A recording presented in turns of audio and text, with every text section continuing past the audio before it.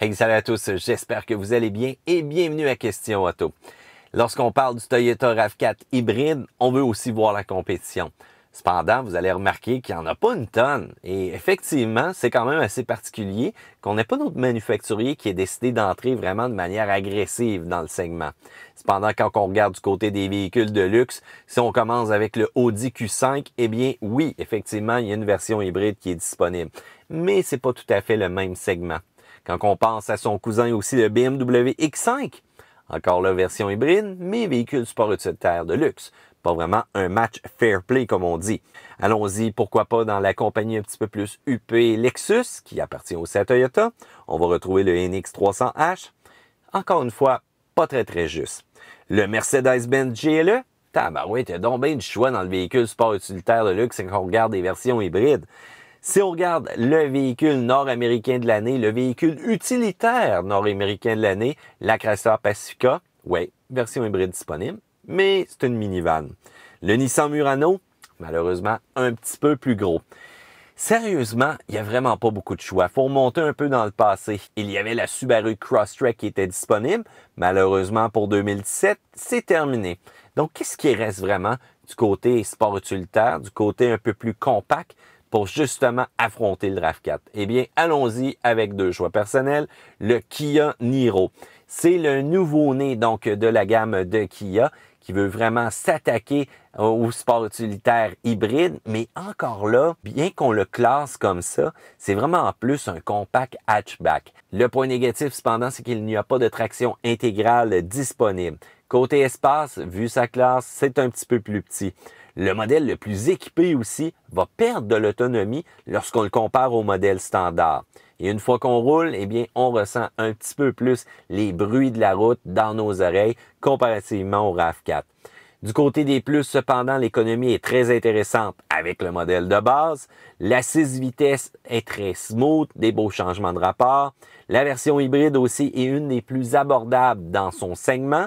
Il faut dire aussi que la batterie sous le siège à l'arrière ne fait pas perdre aucun espace pour le cargo, pour les occupants à l'intérieur. C'est pas un match vraiment fair play comme on dit, c'est pas tout à fait juste de comparer les deux véhicules, mais cependant, j'aime beaucoup la traction intégrale, même si celle-là du RAV4 fait juste donner un petit coup lorsqu'on décolle aux lumières et que c'est un peu glissant, mais pour l'instant, le RAV4 va quand même demeurer un excellent choix. Faut dire cependant que les Coréennes viennent quand même bien équipées et c'est assez surprenant l'équipement qu'on peut avoir en ajoutant quelques options. Un autre qui s'en vient bientôt, c'est le Nissan Rogue 2017. On va avoir de la puissance d'un moteur 2 litres qui va développer 141 forces et 144 livres de couple et on va jumeler le tout à une motorisation électrique de 40 forces. On devrait être capable d'atteindre 176 forces en jumelant les deux motorisations. C'est pas un véhicule qui est disponible qu'on a pu tester. On a hâte de faire ça au cours de l'année sans doute qui s'en vient. Restez à l'écoute de Questions Auto. On va probablement vous préparer une vidéo pour ce véhicule-là. Donc, le choix, où est-ce qu'il se trouve, mis en hybride, on n'en a plus. Alors, peut-être comparer des versions non hybrides présentement. Allons-y avec le Honda CR-V, nouveau pour 2017, complètement redessiné. On utilise les motorisations turbo. Il est plus confortable, mais toujours aussi chiant pour son système multimédia. Le Mazda CX-5, quant à lui, rafraîchissement pour 2017, mais encore là, rafraîchissement léger. Cependant, du côté des mécaniques, on arrive avec quelque chose d'intéressant. Ça ne sera pas nécessairement une version hybride, mais une motorisation 2.2 litres turbo diesel. J'ai hâte de voir la consommation de ce véhicule-là.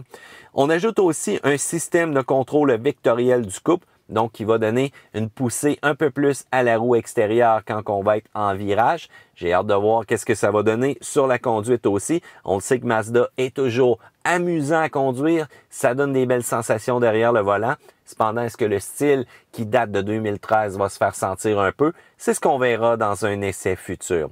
Le Ford Escape, quant à lui, prend une toute autre direction. C'est pas des motorisations hybrides qu'on va offrir. C'est plutôt vraiment des motorisations EcoBoost performantes. Dans un si petit sport utilitaire, avoir autant de puissance, c'est assez particulier. Merci à la turbocompression. Le système Sync est vraiment un charme au niveau du véhicule. Cependant, ça le soife un peu au niveau de la consommation. Le Hyundai Tucson, quant à lui, très confortable, pas tout à fait la même valeur de revente cependant que le Toyota RAV4. La transmission double embrayage est un peu ordinaire aussi, mais encore une fois, bien équipé de base, une bonne garantie et des options intéressantes qui permettent de bien équiper le véhicule et de donner une petite allure de luxe.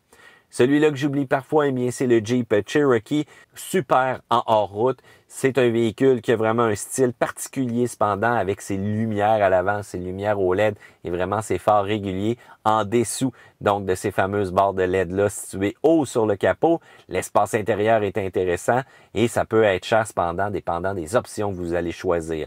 Mais au moins, on a un peu de personnalisation, mais qui dit véhicule un peu plus hors route, un peu plus musclé aussi, doit dire malheureusement un peu moins d'économie d'essence. Donc, il y a du choix dans le segment. Mais quand ça vient le temps de parler vraiment de véhicules hybrides, sport utilitaire, c'est le Toyota RAV4 qui remporte la couronne dans le segment. Est-ce que les autres participants à la course pour la chefferie vont réussir à détrôner le roi de la technologie hybride? C'est ce qu'on va voir dans un futur quand même rapproché. Mais là, je veux vous entendre. Qu'est-ce que vous en pensez? Vous, est-ce que c'est un RAV4 hybride ou encore une version à essence d'un compétiteur que vous iriez chercher ou encore acheter dès demain? Je veux vous entendre, section commentaires, c'est si bas. N'oubliez pas le pouce en l'air sur la vidéo. Vous abonner dans le coin en haut parce qu'on va se dire à une prochaine fois pour une autre vidéo de questions auto.